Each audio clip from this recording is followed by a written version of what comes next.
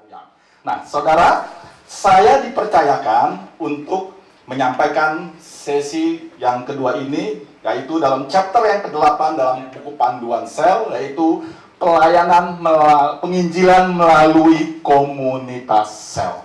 Saudara, ada 5 poin yang akan saya sampaikan di dalam chapter yang ke-8 ini. Yang pertama, bagaimana penginjilan dapat dilakukan oleh komunitas sel. Bagaimana komunitas sel dapat menjangkau jiwa-jiwa. Hal ini yang akan dibahas. Poin yang kedua, yaitu hakikat daripada penginjilan itu sendiri. Nah, yang ketiga, yaitu bagaimana pola Kristus di dalam melakukan penginjilan. Dan yang keempat, hal-hal yang harus diperhatikan di dalam melakukan penginjilan. Dan yang kelima adalah pentingnya follow up dalam setelah penginjilan. Nah, saudara yang terkasih dalam Tuhan, mari saya akan masuk dalam poin yang pertama adalah penginjilan yang dapat dilakukan oleh komunitas sel. Saudara yang terkasih, Bapak Ibu, kita harus tahu apa sih tujuan dibentuknya komunitas sel.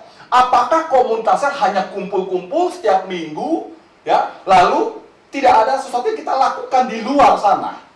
Salah satu tujuan dibentuknya komunitas sel adalah untuk menjangkau jiwa-jiwa yang terhilang di mana lingkungan atau di wilayah di mana komunitas sel itu ada.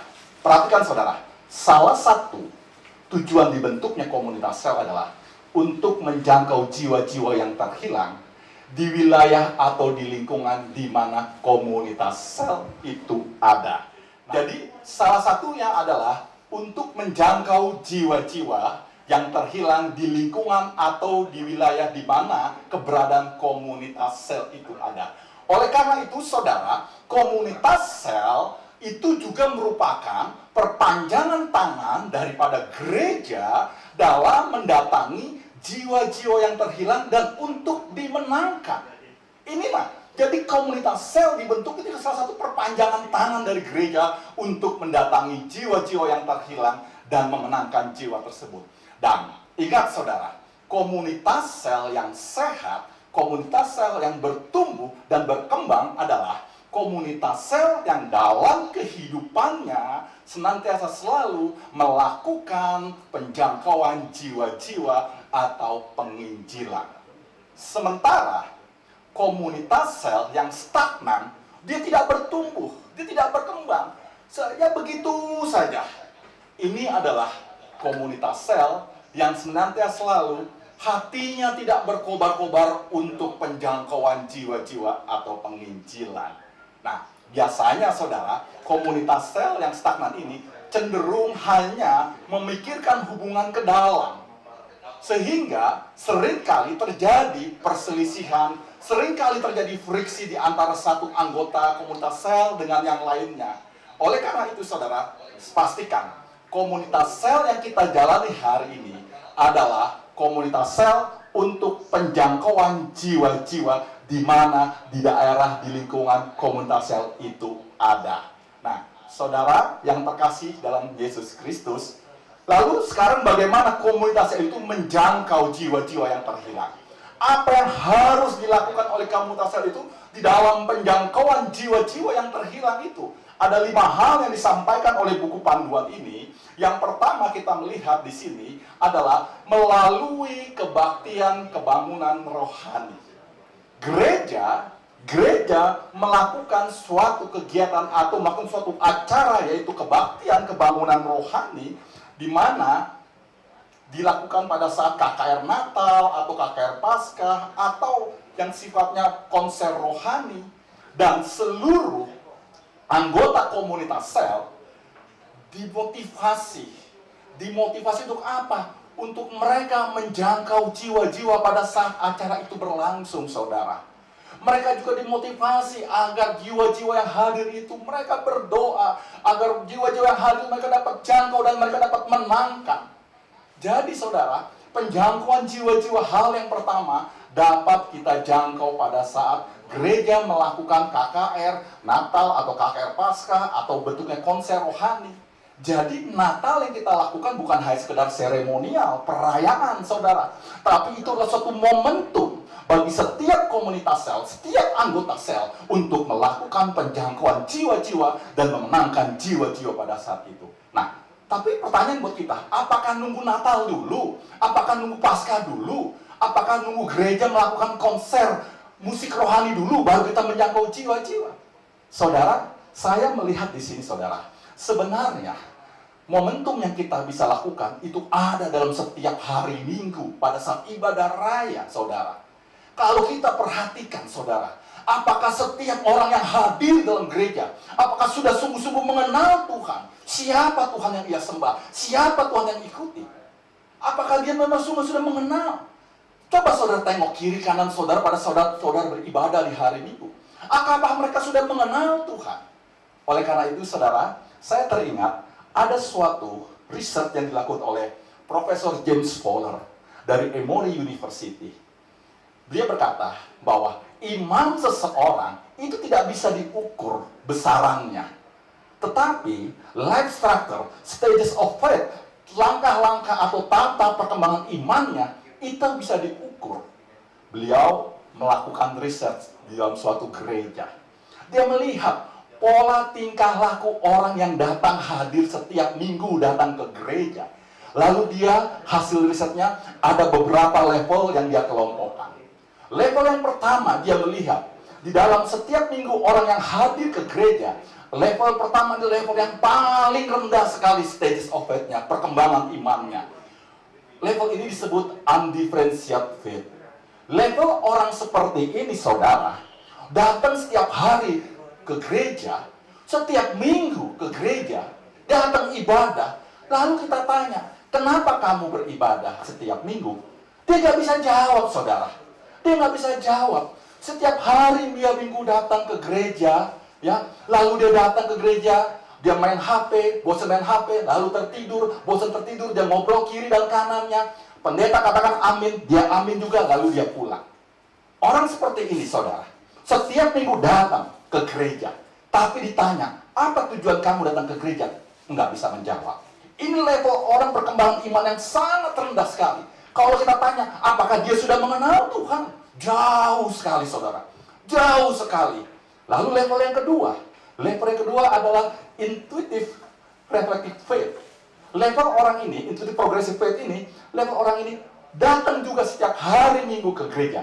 Tapi sudah mulai ada intuisinya, sudah mulai ada kesadarannya, sudah mulai tahu alasannya datang ke gereja. Pertanyaannya, apakah alasannya tepat? Kalau ditanya, kenapa kamu datang ke gereja?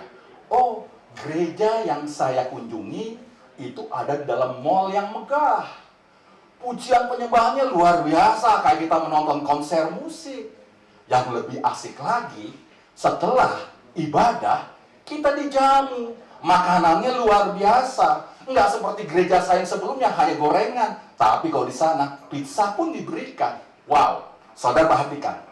Datang setiap minggu ke gereja, tetapi alasannya jauh juga dari kebenaran, saudara. Nah, saudara, level yang ketiga, Paulus mengatakan, yaitu level mythical literal faith. Level ketiga ini, dia datang, dia sudah tahu apa tujuannya. Dia datang, dia sudah tahu tujuannya. Tetapi, kembali lagi saudara, kalau ditanya, kenapa kamu datang ke gereja? Saya datang ke gereja karena saya mau didoakan oleh pendeta saya.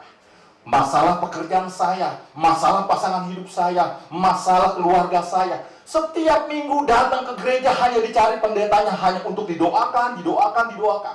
Perhatikan saudara. Setiap minggu orang-orang seperti ini datang hanya untuk minta doa kepada hamba Tuhannya. Alasan dia datang ke gereja seperti itu. Nah, saudara, level yang keempat itu adalah level artinya individuative reflective faith. Level kelima ini individuative reflective faith. Level orang seperti ini, saudara, ya, orang seperti ini sudah mulai ada kesadarannya di dalam dia datang ke gereja. Dia datang ke gereja, ya, lalu dia dengarkan khotbah, lalu dia garis bawahi ayat-ayat di Alkitab yang penting. Kalau dia kurang mengerti, setelah ibadah, dia datang ke hamba Tuhannya, dia minta tolong dijelaskan apa maksud firman yang disampaikan tadi.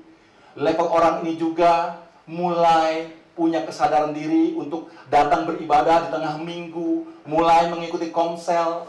Lalu dia lihat lagi, kok teman-teman saya melayani ya? Mereka ada yang ngambil bagian musik, worship leader. Oh, saya sebagai orang Kristen harusnya saya melayani. Nah, lihat saudara, level orang seperti ini mulai punya kesadaran baik. Nah, inilah level individuatif reflective faith. Nah, level yang terakhir saya mau katakan adalah universalizing faith.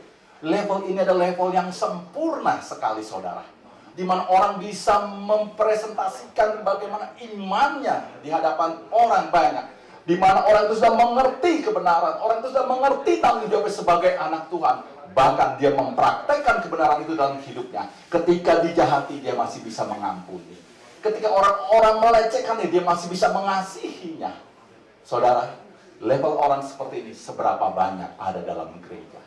Minim sekali. Tentu lebih banyak orang level 1, kedua, ketiga dibandingkan level yang universal faith. Artinya apa saudara? Hari ini jiwa-jiwa itu ada di sekeliling kita, di kiri kanan kita ketika saat kita datang ke gereja. Inilah jiwa-jiwa yang harus kita jangkau, kita menangkan. Oleh karena itu, penginjilan dalam komunitas sel dapat kita lakukan ketika kita juga ada dalam gereja. Setiap hari Minggu kita beribadah. Berapa banyak orang-orang yang hari ini datang ke gereja hanya sekedar rutinitas. Sebagai orang Kristen saya harus datang ke gereja. Apakah dia sudah mengenal Tuhan? No, belum tentu saudara. Jauh lebih banyak orang yang belum mengenal dibandingkan orang yang benar-benar bisa merepresentasikan imannya. Oleh karena itu, universal faith mungkin kita bisa kasih contohnya mungkin Rasul Paulus, ya, atau Martin Luther King, atau Mother Teresa. Banyak lagi yang mereka siap mempertaruhkan, bahkan nyawanya pun mereka bisa pertaruhkan untuk penjangkauan jiwa-jiwa. Nah, saudara yang terkasih dalam Tuhan, tadi saya katakan penginjilan yang dapat dilakukan oleh komunitas sel, yang pertama yaitu mereka dapat melakukannya melalui KKR. Saudara, yang kedua, penginjilan yang dapat dilakukan oleh komunitas sel itu dapat dilakukan juga melalui acara-acara yang menarik. Misalnya membuat acara rujak party, ice cream party, atau sate night, nonton film, dan lain-lain sebagainya. Di sini, komunitas sel membuat satu acara yang sifatnya tidak formal, saudara. Karena cenderung acara ini hanya bentuknya gathering, fellowship, dengan tujuan untuk makan bersama-sama. Nah, tapi saudara, ada bedanya saudara. Ketika ini sifatnya non formal, ya, tidak terlalu rohani sekali, ya, kan tujuannya gathering, di tengah-tengah acara, gembala komunitas sel bisa menyisipkan suatu testimoni, kesaksian di tengah-tengah acara itu. Kesaksian yang sifatnya menyentuh hati orang-orang yang hadir di tempat itu. Bagaimana kesaksian seseorang dipulihkan dari yang dulu sebelumnya mereka hidup di dalam keberdosaannya, tapi setelah dipulihkan orang ini benar-benar berharga bagi sesamanya. Bisa juga testimoni yang sifatnya kesaksian kesembuhan yang dia alami, sehingga kesaksian seakan ini menyentuh orang-orang baru yang hadir di acara tersebut.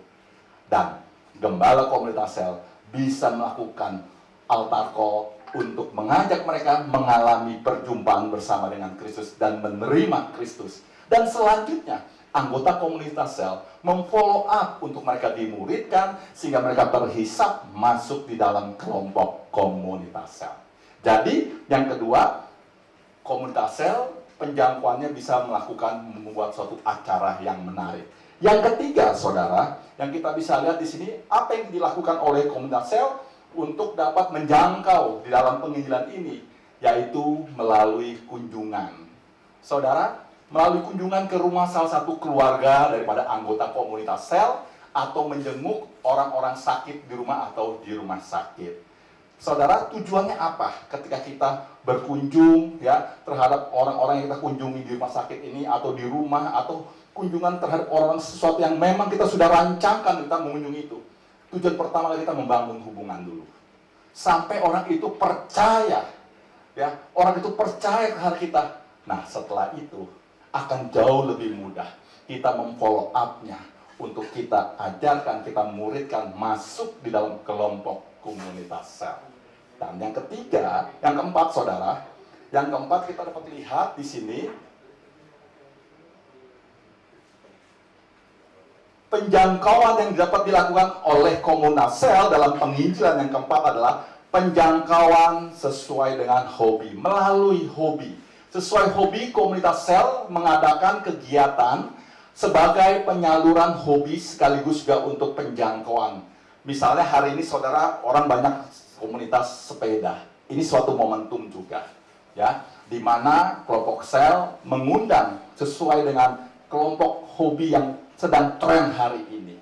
Nah, kita kumpulkan, lalu di situ terjadi jiwa-jiwa baru, pertemanan baru, dan membuat orang itu trust, percaya kepada kita anggota sel ini. Kemudian setelah itu baru kita masuk, kita undang mereka hadir dalam kelompok komunitas sel. Jadi penjangkauan yang keempat itu bisa kita lakukan lewat komunitas hobi. Kita undang mereka, kita mendapatkan pertemanan baru sehingga mereka memiliki komunitas baru. Sehingga lewat komunitas ini, mereka ikut masuk di dalam komunitas sel kita ini.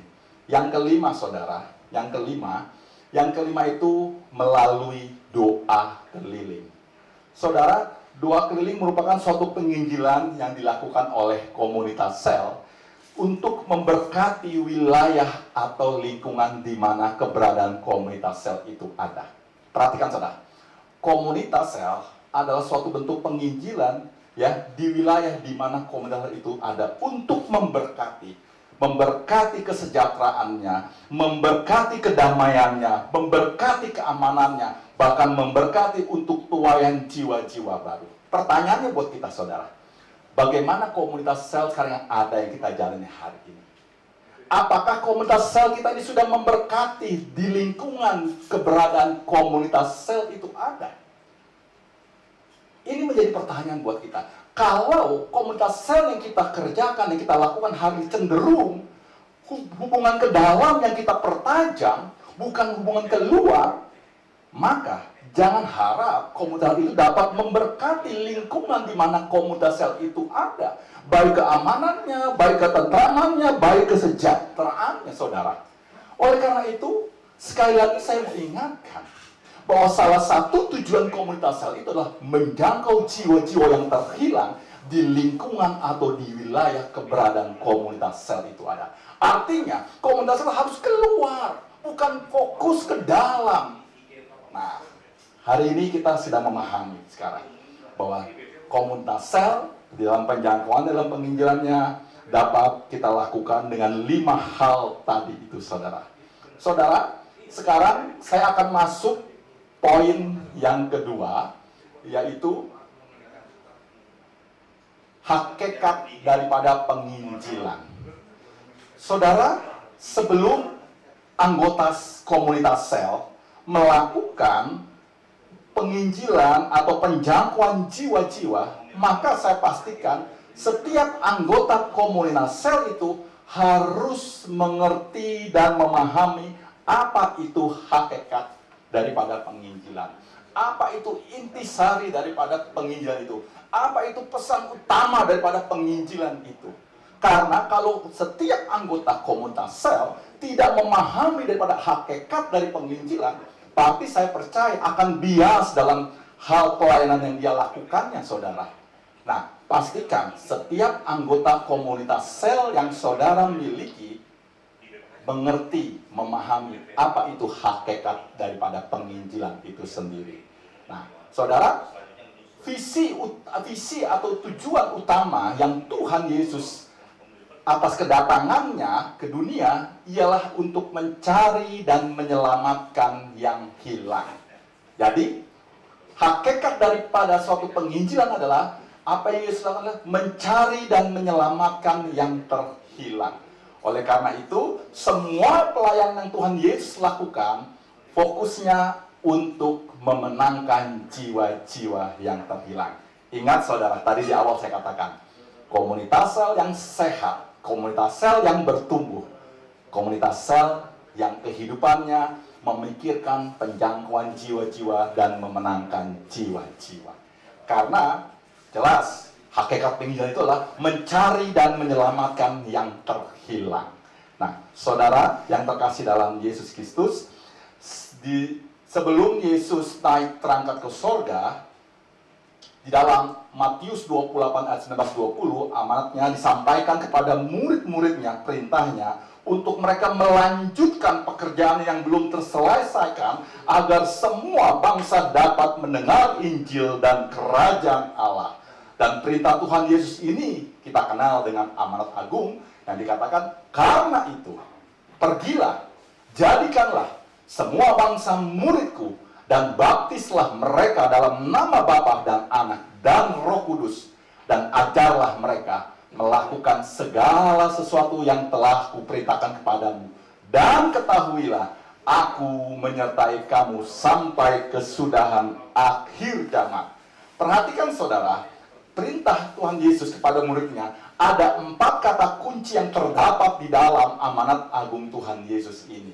Kata kunci yang pertama adalah pergilah. Artinya apa saudara? Menjangkau jiwa-jiwa baru. Setelah peristiwa Yesus Kristus terangkat ke sorga, kemudian setelah saat itu pencurahan Roh Kudus, kita bisa melihat bagaimana murid-murid itu begitu setia melakukan perintah dari Tuhan Yesus. Dan itu kita bisa lihat lewat pencurahan Roh Kudus. Pada saat itu Petrus berkhotbah, 3.000 orang bertobat, bahkan dibaptis. Saudara yang terkasih dalam Yesus Kristus, oleh karena itu, jika suatu komunitas sel ingin bertumbuh sehat di dalam perkembangannya, maka yang utama dilakukan adalah melakukan penjangkauan jiwa-jiwa. Ini menjadi suatu kesadaran buat kita.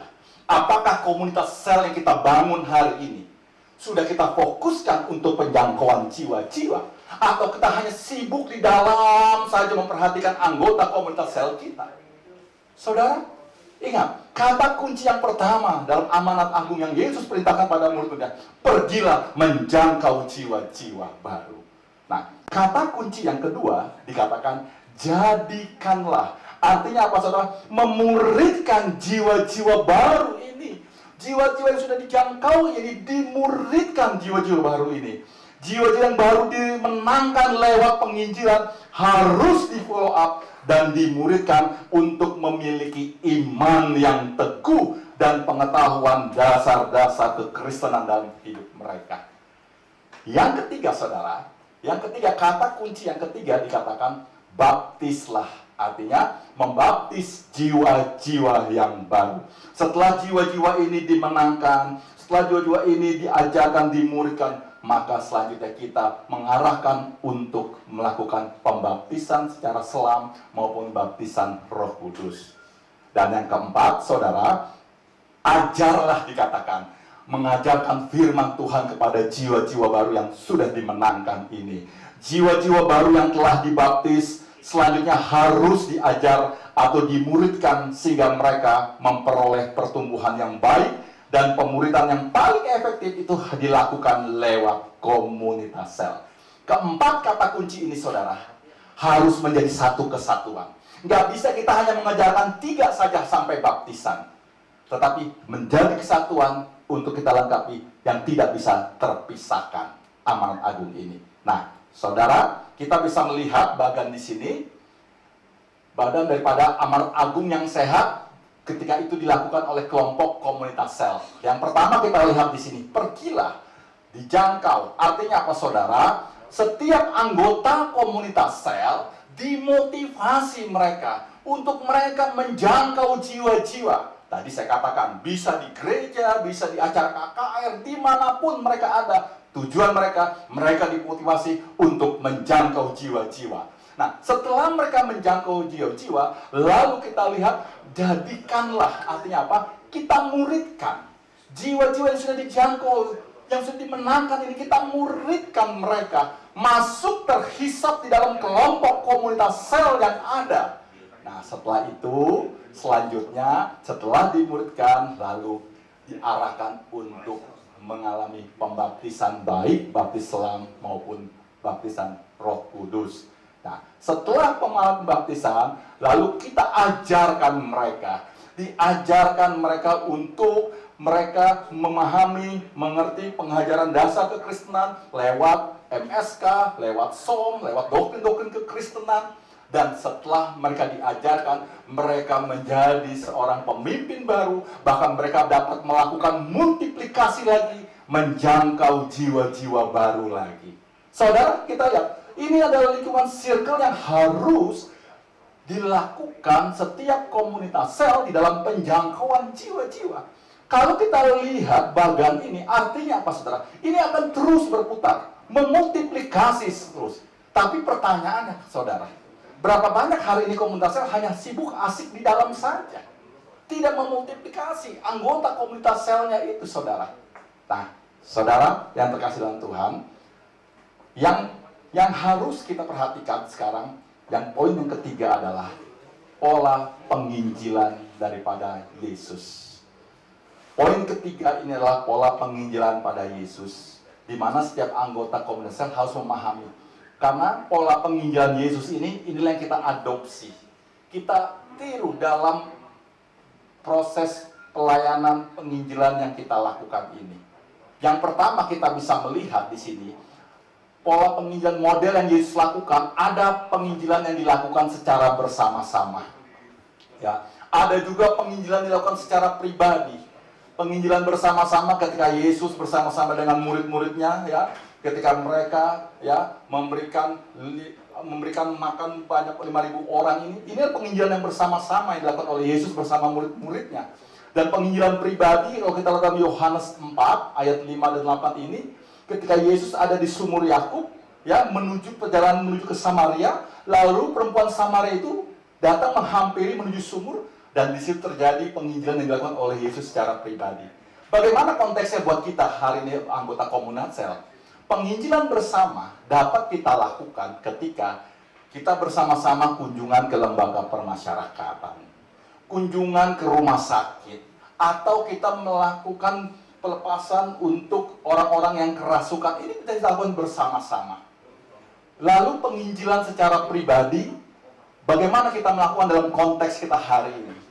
Saudara, seringkali kita lupa, tidak memikirkan ketika saudara misalkan ada dalam suatu penerbangan 1 jam, 2 jam, kita duduk, kita diam, di sebelah kiri kanan kita ada orang yang kita tidak tegur sapa, padahal itu adalah momentum kita untuk kita melakukan penjangkauan jiwa-jiwa. Nah, satu hal yang harus selalu kita ingat, saudara, adalah bahwa dalam melakukan penginjilan, Tuhan Yesus digerakkan oleh belas kasihan. Setiap penginjilan yang dilakukan oleh Yesus selalu digerakkan oleh belas kasihan. Di dalam Matius 23:4 katakan, maka tergeraklah hati Yesus oleh belas kasihan. Lalu ia menjamah mata mereka, dan ketika itu juga mereka melihat, lalu mengikuti dia. Di Lukas 7 ayat 13, Markus 6 ayat 34, begitu juga. Selalu penginjalan yang Yesus lakukan selalu digerakkan oleh belas kasihan. Nah, saudara, ketika kita memohon di dalam penginjilan yang kita lakukan, di dalam penjangkauan jiwa yang kita lakukan, kita mohon dalam doa kita, belas kasihan Tuhan turun atas kita, maka saudara akan diberikan beban untuk melakukan penjangkauan jiwa-jiwa itu. Karena apa, saudara? Kalau kita melakukan tugas penginjilan tanpa ada beban, saya katakan tidak akan mungkin berhasil kalau saudara tidak punya beban. Dan beban itu kita minta belas kasihan Tuhan turun atas kita, agar kita memiliki beban untuk jiwa-jiwa yang akan kita jangkau. Saudara, kalau saudara punya beban, memohon belas kasihan Tuhan beban atas diri saudara untuk orang-orang yang saudara jangkau, saya percaya, jangankan waktu saudara, jangankan tenaga saudara, uang saudara juga saudara bisa pertaruhkan untuk jiwa-jiwa yang saudara jangkau itu yang berharga. Oleh karena itu, saudara, penjangkauan jiwa-jiwa itu Kita memerlukan belas kasihan Tuhan atas setiap kita, agar kita memiliki beban untuk orang-orang yang mau kita jangkau. Ketika beban itu kita miliki, maka kita mau berkorban untuk jiwa-jiwa tersebut. Berkorban materi, berkorban tenaga, berkorban waktu untuk itu semua. Saudara, saya punya suatu cerita, saudara. Bagaimana kaitannya dengan kalau kita memiliki belas kasihan, kita punya beban, dan kita mau mengorbankan apa yang kita punya dalam hidup kita ini buat jiwa yang berharga itu.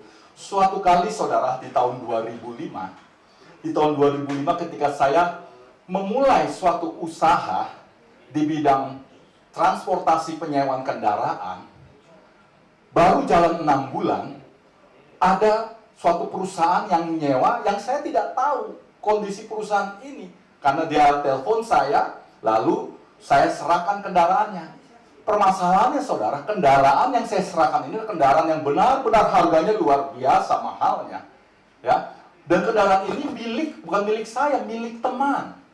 Di mana teman itu mobil daripada kakaknya, yang seorang angkatan militer dan jenderal, saudara. Dipinjamkan ke saya, lalu saya sewakan. Tapi ternyata, saudara, kendaraan itu diambil, hilang oleh penyewa itu. Memang ini sindikat, saudara. 2 mobil diambil hilang, dan itu 1 miliar lebih nilai mobilnya, saudara. Wow, saya baru 6 bulan mulai usaha, mendapat kejadian seperti itu. Saya cukup stres juga, saudara. Tapi akhirnya, saudara, saya dan istri saya hanya bisa berlutut, saya berdoa. Saya minta, Tuhan, tolong belas kasihan-Mu atas orang yang punya mobil ini. Karena secara finansial saya tidak bisa mampu mengganti uang sejumlah itu. Lalu saya datangi pemilik mobil ini. Saya tidak mau menghindar, saya datangi pemilik mobil ini. Apa yang dikatakan? Urus saja asuransinya, nanti kita klaim. Nah, saudara yang terkasih dalam Tuhan, ketika kita urus semua sudah selesai, dan setahun kemudian, orang yang mengambil mobil itu, orang yang mencuri mobil itu tertangkap, saudara. Tertangkap, dari pihak Polda telepon saya, kasih tahu, Pak, apakah Bapak ingat orang yang mencuri mobil Bapak? Oh, saya ingat. Oke, Pak, besok pagi kita akan ke lokasi, orang itu ada di sana. Setahun kemudian, saudara. Lalu singkat cerita, saudara, orang itu ditangkap oleh pihak kepolisian dan diadili. Pada saat diadili, saya sebagai saksi, saya hadir di dalam persidangan di pengadilan. Sebelum persidangan dimulai, saudara, orang itu menghampiri saya. Dia katakan, Pak Freddy, saya minta maaf, ya, karena saya sudah merugikan Bapak dengan apa yang saya lakukan ini. Saya bilang, tidak masalah, Pak. Kebetulan namanya Budi, saudara. Mohon maaf kalau ada yang namanya sama. Tidak masalah, Pak Budi, saya bilang. Saya sudah maafkan Bapak jauh-jauh hari sebelumnya. Singkat cerita, dia dihukum 3,5 tahun, saudara. Masuk dalam lembaga pemasaran di LP Cipinang. Saudara, beberapa bulan kemudian itu pas mau hari Natal, saudara. Pas diputuskan dia 3,5 tahun masuk dalam LP Cipinang, hari Natal itu saya sama istri saya terbeban untuk kunjungi orang ini, saudara. Saya datang di hari Natal, kunjungi LP Cipinang itu, dan pada saat itu LP dibuka, orang-orang tahanan dilepas, itu ribuan orang ada di tengah-tengah, saudara. Saya harus lewati orang-orang itu. Ketika saya datang ke LP itu, ditanya oleh petugas, Bapak mau ngapain? Saya bilang, saya mau kunjungi. Siapa? Saya sebutkan namanya. Bapak siapanya? Keluarganya kata, enggak, saya korban. Lalu dikatakan, mana mungkin Pak korban datang hari ini untuk memberikan berkat buat orang itu? Saya bilang, apa yang nggak mungkin? Saya bilang, saya benar-benar mau datang menghampiri dia. Lalu kita dikasih masuk, lewat tahap 3 pintu, masuk di tengah-tengah. Saya bingung. Ternyata, saudara, pada saat itu, nama Budi itu begitu banyaknya. Ditunjukin dalam buku daftarnya itu, ada sekitar 27 orang yang bernama Budi tahanan di situ. Saya bingung, gimana ya Tuhan? Saya nggak tahu nama lengkapnya. Pada saat saya menceritakan, di sebelah saya ada seorang ibu-ibu memperhatikan saya menceritakan itu. Dia kenali Budi yang saya maksud itu. Dan ternyata benar, saudara, dipanggil orang itu. Saudara, orang yang mengambil mobil saya itu, Pak Budi itu, saudara. Kaget saya lihat dia datang, lalu dia menangis, saudara. Dia nggak menyangka, saudara. Nah, kemudian kami dipersilakan duduk dalam suatu ruangan. Lalu saya kasih mereka berkat, ada uang, ada makanan, ada baju, saya berikan buat mereka. Dan dia tetap menangis, saudara. Lalu saya doakan Pak Budi ini. Dia katakan bahwa saya selama di LP Cimenang ini, saya aktif di dalam kegiatan gereja yang ada dalam LP ini. Dan saya dilayani oleh seorang hamba Tuhan. Dia sebutkan saudara, seorang hamba Tuhan itu yang kebetulan memang adalah orang yang mementor saya dahulu, pendeta itu. Saya kontak, ternyata benar saudara. Lalu saya titip, saya bilang, Om tolong Pak Budi ini untuk dilayani selama ada di LP. Sebelum saya pulang, Pak Budi berkata, Pak Freddy, memang proses Tuhan lewat hidup saya memang baik. Saya harus mengalami ini semua. Tapi saya percaya tidak akan menjadi sia-sia saya keluar dari sini. Saudara, singkat cerita saya sampaikan, setelah dia menjalani 3,5 tahun, dia mendapatkan remisi hanya 2 tahun oleh karena kelakuan yang baik. Malam sebelum dia dilepaskan, saudara, dia telepon saya kembali, saudara. Dia telepon malam-malam. Dia katakan, Pak Freddy, saya hanya minta doa dari Bapak. Besok saya lepas dan saya akan kembali ke Solo, ke rumah keluarga saya. Lalu saya tanya, apa rencana Bapak selanjutnya setelah lepas dari ini? Saya akan sekolah teologi karena saya ingin menjadi seorang hamba Tuhan. Ada orang yang mensupport saya, menyekolahkan saya di sekolah teologi di Batu Malang. Saudara yang terkasih dalam Tuhan, lewat kisah cerita ini apa yang saya mau sampaikan saudara? Kalau belas kasihan Tuhan itu ada dalam diri kita dalam melakukan suatu penginjilan, maka Tuhan taruh beban dalam hidup saudara. Kalau ada beban dalam hidup saudara, maka saudara siap untuk mau berkorban, baik tenaga, baik waktu, bahkan materi untuk satu jiwa yang berharga bagi Tuhan. Oleh karena itu, saudara yang terkasih dalam Yesus Kristus, inilah yang terus harus kita perhatikan, bahwa pola-pola penginjilan yang dilakukan oleh Yesus selalu fokusnya berdasarkan belas kasihan. Oleh karena itu, pastikan komunitas sel kita maupun anggota-anggota yang ada di dalamnya tetap terus pertajam dalam diri saudara untuk kita memiliki belas kasihan. Minta dalam doa kita, sehingga kemanapun kita ada, Tuhan taruh beban untuk jiwa-jiwa yang harus kita menangkan. Nah, saudara, hal yang berikutnya kita bisa lihat di sini, bagaimana prinsip-prinsip atau tahapan-tahapan yang dilakukan oleh Yesus ya kepada muridnya pada saat penginjilan. Prinsip-prinsip yang pertama adalah, yang pertama dikatakan dalam Lukas ayat 10, Lukas 10 ayat yang kelima dikatakan, kalau kamu memasuki suatu rumah, katakanlah lebih dahulu, damai sejahtera bagimu. Artinya apa saudara? Lepaskan berkat kepada orang-orang yang akan kita jangkau. Nah, saudara yang terkasih dalam Yesus Kristus, kita harus melepaskan berkat terhadap jiwa-jiwa yang akan kita jangkau. Di dalam doa kita isinya itu bukan keluhan, bukan penghakiman. Mungkin saudara berkata, aduh Tuhan, saya capek ini, orang ini belum berubah-ubah, belum bertobat-tobat, masih aja dia berjudi, masih aja minuman keras, saya sudah habis waktu saya berkorban untuk orang ini. Lalu saudara berdoa isinya keluhan, menghakimi. Saya mau katakan, prinsip langkah yang dilakukan oleh Tuhan Yesus adalah lepaskan berkat. Kalau engkau hari ini sedang menjangkau jiwa seseorang, pastikan dalam doamu kata-kata berkat yang engkau sampaikan kepada orang-orang tersebut yang engkau jangkau. Yang kedua, saudara, prinsip yang kedua yang harus kita lakukan dalam proses penginjilan, pola yang Yesus lakukan adalah adakan relasi. Yang kedua adalah adakan relasi. Bangun hubungan dengan orang yang dijangkau. Dalam ayat yang ke-7 dikatakan, tinggallah dalam rumah itu. Mengapa tinggal dalam rumah itu? Ketika kita masuk tinggal dalam rumah itu, kita tahu siapa keluarga ini. Apa latar belakang keluarga ini? Apa kesukaan keluarga ini? Apa pergumulan keluarga ini? Apa penderitaan keluarga ini? Oleh karena itu, adakan relasi, bangun hubungan dengan orang-orang yang kita jangkau. Dengan adanya relasi dengan jiwa-jiwa yang akan kita jangkau, maka hasil relasi itu akan menghasilkan kita tahu orang-orang yang sedang akan kita jangkau ini memiliki pergumulan, memiliki penderitaan apa yang harus kita kerjakan. Nah, yang ketiga saudara, setelah kita mengetahui, prinsip atau pola yang Yesus kerjakan adalah penuhi atau jawab kebutuhan orang yang akan dijangkau. Di ayat 9 dikatakan, dan sembuhkanlah orang yang sakit itu. Kebutuhan orang itu, dia mengalami sakit penyakit, dan penuhilah, sembuhkanlah orang yang sakit di situ. Nah, saudara, prinsip yang ketiga, pola yang ketiga adalah kita memenuhi atau menjawab kebutuhan orang yang akan kita jangkau.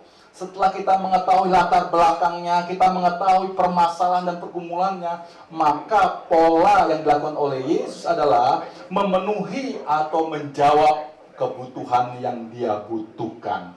Nah, misalkan saudara, kalau kebutuhannya, permasalahannya sakit penyakit, ya kita mengunjunginya, kita mendoakannya, bahkan kalau bisa pun kita membawa ke dokter mengobatinya. Kalau masalahnya itu masalah ekonomi, jiwa-jiwa yang kita jangkau ini, masalah pekerjaan, tentu kita berusaha. Apa yang bisa kita lakukan? Bisa mencarikan pekerjaan, atau hal lain-lainnya, saudara. Nah, jadi ketika pola yang dilakukan Yesus ini melepaskan berkat, mengadakan relasi, memenuhi jawaban kebutuhannya, dan yang keempat di sini adalah memberitakan Injil untuk orang-orang yang akan dijangkau. Saudara, tadi saya katakan penuhi atau jawab kebutuhan orang yang akan dijangkau. Saya mau katakan, orang tidak akan peduli seberapa banyak yang kita tahu. Seberapa banyak orang tidak akan peduli seberapa banyak yang akan kita tahu. Orang mau tahu seberapa banyak yang kita peduli. Oleh karena itu, saudara, orang-orang yang akan kita jangkau, dia tidak mau tahu seberapa tinggi pengetahuan Alkitab kita. Dia tidak mau tahu seberapa tinggi gelar teologi kita. Dia tidak mau tahu seberapa tinggi jabatan agamawi kita. Dia tidak mau tahu seberapa tinggi pelayanan yang kita lakukan. Tetapi saudara, orang-orang yang kita jangkau ini, dia akan bertanya, apakah kita peduli akan masalah mereka? Apakah kita ada di samping mereka ketika mereka lemah dan butuh pertolongan atau kekuatan kita? Apakah kita dapat dipercaya untuk berbagi dengan masalahnya? Saudara yang terkasih dalam Yesus Kristus, ketika kita dapat menjadi jawaban atas orang-orang yang kita jangkau ini, maka Injil akan jauh lebih mudah untuk kita masuk menjangkau jiwa-jiwa ini dan untuk kita menangkan. Saudara, ada satu testimoni yang saya sampaikan buat kita semua. Pada saat saya tahun 2007, ketika itu hari Minggu, di tengah-tengah ibadah saya keluar ke toilet, lalu saya ketemu satu keluarga, seorang ibu dan 2 orang anak. Anak yang kecil itu mungkin sekitar umur 3 tahun, anak yang kedua yang laki ini kelas 6 SD. Lalu saya sapa seperti biasanya, kenapa tidak masuk? Oh iya Pak, nanti Pak. Lalu saya tanya, anak ini umur berapa? Sekarang sekolahnya bagaimana? Oh iya Pak, anak ini sudah lulus yang besar, sudah lulus SD mau ke SMP. Lalu ya saya nggak bisa melanjutkan sekolahnya karena saya tidak punya uang untuk bayar masuk sekolahnya. Padahal anak ini ranking di sekolahnya dan diterima di sekolah negeri. Singkat cerita saudara, saya suruh orang itu datang ke rumah saya. Lalu ketika datang terjadilah komunikasi. Sehingga saya tahu siapa orang ini. Ternyata saudara, ibu ini adalah seorang tukang mencuci. Di dalam lingkungan ini dia cuci di dalam komplek rumah orang. Suaminya naik bus saudara. Punya 2 orang anak. Anak kelas 6 SD dan lagi belum sekolah kelas 3 tahun. Anak ini pintar tapi tidak punya kesempatan untuk sekolah. Lalu singkat cerita, saya putuskan saya membiayai orang ini. Masuk SMP. Selesai SMP masuk, saya suruh masuk SMK. Lulus. Setelah selesai SMK saya suruh, dia bilang, Pak apakah saya mau kuliah? Saya bilang jangan kuliah dulu. Kamu harus mencari penghasilan supaya kamu bisa menafkahi keluarga kamu. Saudara, ketika di SMK dia mengambil jurusan tata boga, jurusan masak-memasak. Dia mengikuti apa yang saya arahkan. Dan hari ini saudara, anak itu yang bernama Ricky itu, Dia sekarang sudah menjadi seorang chef kepala koki di suatu restoran western, ya, restoran Eropa di kawasan SCBD Sudirman. Saudara, dan anak itu sekarang menafkahi keluarganya. Anak itu membiayai adiknya juga, bahkan orang tuanya. Saudara yang terkasih dalam nama Yesus Kristus, inilah pada saat kita menjangkau, kita harus tahu apa yang menjadi kebutuhan orang itu. Kita nggak hanya bisa berkata-kata, tapi kita harus memperagakan buah kehidupan kita. Karena kita ini adalah Injil Kristus yang dapat dibaca orang. Kehidupan kita ini harus mewarnai, bukan diwarnai, saudara. Oleh karena itu, saudara yang terkasih dalam nama Yesus Kristus, mari pastikan bahwa komunitas sel yang kita jalani hari ini, setiap anggota sel yang kita jalani hari ini, kita harus melepaskan berkat. Yang kedua, adakan relasi, penuhi jawab kebutuhan orang itu. Dan yang keempat, beritakan Injil untuk orang yang akan dijangkau. Kalau permasalahan orang yang kita jangkau ini, dengan kehadiran kita dia terberkati, maka sangat mudah Injil masuk dan diterima oleh orang yang kita jangkau ini. Beritakanlah Injil keselamatan ini. Nah, saudara, selanjutnya kita masuk poin yang keempat. Hal-hal yang harus diperhatikan dalam penginjilan.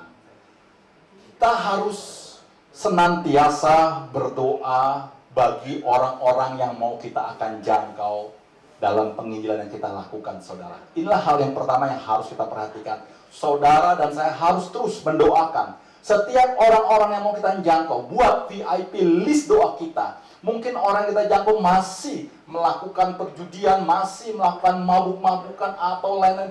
Terus kita doakan untuk orang-orang yang kita jangkau ini. Hal yang kedua yang harus diperhatikan dalam penginjilan ini, saudara, kita harus memiliki sikap, ya, sikap hati yang benar. Sikap hati yang benar dalam melakukan proses penginjilan seperti apa, saudara? Yaitu yang pertama, sabar. Ya, sabar untuk apa, saudara? Saudara dituntut sabar untuk saudara tidak berdebat. Seringkali orang-orang yang kita jangkau ini, saudara, penuh dengan perdebatan. Ya, dia berdebat dengan kebenaran firman Tuhan. Ya, lama-kelamaan langsung tensinya tinggi. Ya, kita terpancing emosinya dan pada akhirnya kita gagal menjangkau jiwa itu. Orang itu akan lari dari kita dan membenci kita. Oleh karena itu, saudara, di dalam hal-hal yang harus kita perhatikan dalam penginjilan, ada kita minta kesabaran untuk kita jangan berdebat pada orang-orang yang kita jangkau. Yang kedua, saudara, yang kedua, menjadi pendengar yang baik. Saudara, untuk orang-orang yang kita jangkau, kita jangan menceramahi, tapi kita dengar keluh kesah dia, kita dengar pergumulan dia, sampai dia keluarkan semua unek-uneknya pada diri kita. Nah, jadi saudara kasih dalam Tuhan, dua hal itu yang menjadi hal-hal yang harus kita perhatikan. Sabar untuk kita tidak berdebat, sabar kita untuk menjadi pendengar yang baik. Yang kedua, saudara, kita harus tekun. Seorang pemenang jiwa harus memiliki ketekunan dalam dirinya. Sekali lagi, seorang pemenang jiwa harus memiliki ketekunan dalam dirinya. Ia tidak boleh berputus asa. Biasanya berputus asa dalam hal apa, saudara? Ketika orang yang kita jangkau ini mulai menghindar, berbelit-belit alasannya, tidak mau kita kunjungi. Nah, lalu kita putus asa, kita give up untuk orang yang mau kita jangkau ini. Hal apalagi, saudara, kita berputus asa? Seringkali orang yang kita jangkau ini kita lihat kok semakin jauh dari Tuhan, kok nggak ada perubahan, kok masih melakukan dosa. Nah, lama-kelama kita hanya nggak sabar, saudara. Akhirnya kita give up, kita putus asa. Nah, oleh karena itu, saudara, kita tetap harus tekun. Saudara, saya punya kesaksian yang ketiga, yang terakhir yang mau saya sampaikan buat kita semua. Suatu malam, hari Minggu, saya pulang pelayanan, sudah jam 10, lalu saya sama istri saya makan di kaki lima, saudara, karena hanya itu yang ada, buka. Lalu ketika saya makan, saya lihat seorang ibu dan 3 orang anak berjalan membawa tentengan jualan kerupuk, saudara. Sudah jam 10 malam. Lalu saya panggil, saya tanya, kehidupan mereka. Rupanya mereka tinggal di jalanan, saudara. Saudara, singkat cerita, saya suruh besoknya dia datang ke rumah saya. Lalu saya layani mereka. Saya motivasi mereka. Kalian nggak boleh seperti ini hidup. Lalu saya suruh anaknya yang paling besar, yang perempuan, mungkin sudah umur 15 tahun. Saya suruh untuk bekerja. Nah, saat itu saya suruh kerja di tempat saya di bagian administrasi. Dengan tujuan apa? Dengan tujuan untuk bisa menyelamatkan keluarganya tidak tinggal di jalanan lagi. Nah, saudara, ternyata anaknya yang kecil itu punya pesakit paru-paru, saudara. Saya suruh anak ini berobat. Saudara mau tahu, setelah diobati, ternyata dia ini terinfeksi HIV, saudara. Lalu saya bilang ke ibu ini, Bu, biar anak ini masuk dalam komunitas penyakit HIV, ada komunitasnya. Biar nanti saya yang biayain, saya bilang begitu. Tapi ternyata saudara, ibu ini nggak mau. Ibu ini nggak mau. Dan saudara, ibu ini dan keluarganya lari tinggalkan dari rumah saya. Saudara, apakah saya give up, putus asa? Tidak. Tidak. Sampai hari ini pun, saya tidak pernah give up. Saya akan terus, karena bagi saya, jiwa itu berharga. Penjangkauan jiwa-jiwa itu, kita minta belas kasihan Tuhan, agar beban itu tetap terus Tuhan taruh dalam diri kita. Sehingga kita mau berkorban waktu, mau berkorban tenaga, mau berkorban materi untuk jiwa yang berharga. Oleh karena itu, saudara yang terkasih dalam nama Yesus Kristus, mari, setiap anggota komunitas sel yang ikut saya sebagai trainer, pastikan bahwa penjangkauan jiwa-jiwa yang kita lakukan, kita memerlukan belas kasihan Tuhan supaya ada dalam diri kita. Sehingga beban itu tetap ada dan kita tidak pernah putus asa walaupun apapun yang kita hadapi di lapangan ini. Tetap semangat kita tidak surut untuk penjangkauan jiwa-jiwa. Hal yang kelima, poin yang kelima, saudara, pentingnya follow up setelah penginjilan. Saudara, seringkali penginjilan yang kita lakukan ternyata kok tidak bertumbuh, nggak berkembang, nggak ada hasilnya. Kenapa? Karena seringkali ya kita menjangkau stuck di tengah jalan, kita tidak follow up lagi. Nah, oleh karena itu, poin yang kelima ini mengajarkan buat kita para trainer hari ini pentingnya follow up setelah penginjilan. Apa yang pertama disampaikan? Follow up yang harus kita lakukan supaya jiwa baru tidak kembali lagi kepada perbuatan atau tabiat yang lama yang menyebabkan dosa. Jadi pentingnya follow up alasannya supaya jiwa baru tidak kembali lagi melakukan perbuatan atau tabiat yang lama, saudara. Kalau kita sudah jangkau jiwa baru ini, lalu kita biarkan saja, ini jauh kemungkinan besar, saudara, orang ini akan kembali lagi melakukan dosa lamanya lagi.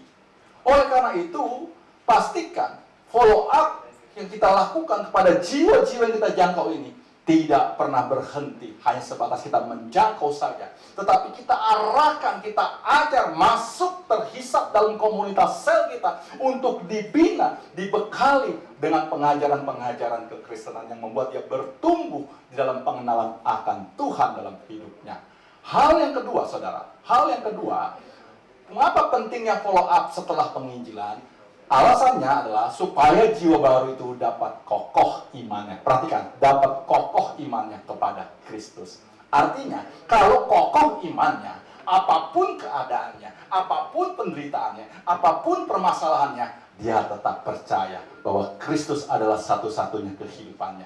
Dia tidak akan mau kembali kepada kehidupan yang lama. Dia tidak mau melakukan lagi kembali dosa yang lama. Karena bagi dia, Kristus ada segala-galanya. Oleh karena itu, saudara, penting sekali buat kita memfollow up jiwa-jiwa yang sudah kita jangkau. Kita bekali mereka, kita perlengkapi lewat kebenaran firman, lewat pelatihan-pelatihan seperti ini, saudara. Sehingga jiwa baru itu, apapun keadaannya, apapun kondisinya, apapun situasinya, dia tetap percaya bahwa Tuhan Allahnya yang dia sembah, Tuhan Allah yang baik bagi hidupnya. Nah, yang ketiga, saudara, yang ketiga, kenapa perlunya follow up itu? Yang ketiga dikatakan supaya jiwa baru itu dapat memiliki pertumbuhan rohani yang semakin bertumbuh. Saudara, jiwa-jiwa yang kita jangkau ini, kalau dalam keseharian ini kita follow up terus, kita dampingi, kita bekali, ya, kita akan bisa melihat kok pertumbuhan rohaninya. Ya, dia mulai rindu membaca firman Tuhan, dia mulai rindu untuk ikut ibadah, dia mulai rindu untuk memuji, menyembah dalam keseharian hidupnya. Kelihatan saudara, mulai terlihat buah-buahnya, mulai dirasakan kehidupannya. Oleh karena itu, kenapa pentingnya follow up? Supaya jiwa baru dapat kita lihat dan kita memiliki pertumbuhan rohani yang semakin bertumbuh. Yang keempat, mengapa penting follow up setelah penginjilan? Yang keempat adalah supaya jiwa baru dapat diarahkan kepada bidang pelayanan dalam gereja. Saudara, setelah mereka dimuridkan, dibaptis, diajarkan, maka orang ini akan menjadi seorang pemimpin yang baru. Nah, lalu kita arahkan untuk dia masuk dalam bidang pelayanan di gereja, di mana dia bisa melakukan tugas panggilan pelayanan. Jangan kita biarkan saudara, tapi diarahkan kepada bidang pelayanan di dalam gereja, di mana dia bisa mengabdi di dalam pelayanan itu. Yang kelima saudara, mengapa kita perlu memfollow up setelah penginjilan? Yang kelima adalah supaya jiwa baru dapat dimuridkan menjadi murid Kristus sejati dan menjadi pemimpin dalam gereja lokal maupun komunitas sel. Setelah mereka dimuridkan, setelah mereka diajar, maka dia menjadi murid Kristus sejati, menjadi pemimpin di dalam gereja maupun lokal komunitas selnya. Nah, saudara yang terkasih dalam Tuhan, sekarang 5 hal ini kita sudah dibekali pemahamannya di dalam penginjilan melalui komunitas sel. Biarlah apa yang kita terima hari ini kita pikirkan dan lakukan. Perhatikan saudara, amanat agung bukan hanya perintah mulia, tapi panggilan mulia bagi orang percaya. Saudara, kita sama-sama bacakan, ya. Mari angkat tangan saudara. Saya mengundang saudara, angkat tangan saudara, kita membacakan sama-sama, ya. 3, 2, 1. Amanat agung bukan hanya perintah mulia, tetapi panggilan mulia bagi orang percaya. Amin. Kiranya Tuhan memberkati lewat materi ini. Tuhan Yesus memberkati kita semua.